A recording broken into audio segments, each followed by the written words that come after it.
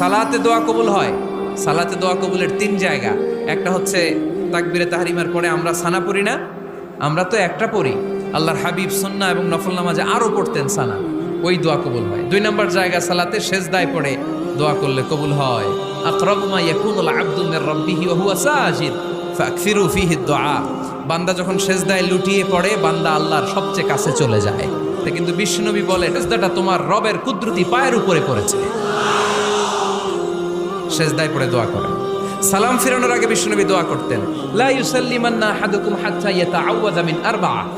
আল্লাহর হাবিব বললেন, চার জিনিস থেকে পানাহ না আছে আমার কোন উম্মত যেন সালাম না ফিরায়। তারা যেন পড়ে, আল্লাহুম্মা ইন্নী আউযু বিকা মিন আযাবিল কবর, আউযু বিকা মিন আযাবি জাহান্নাম, আউযু বিকা মিন ফিতনাতিল মাহইয়া ওয়াল মামাত, আউযু বিকা মিন ফিতনাতিল মাসিহিদ দাজ্জাল। আল্লাহ কবরের আযাব থেকে বাঁচাও, আল্লাহ জাহান্নামের আগুন থেকে বাঁচাও, আল্লাহ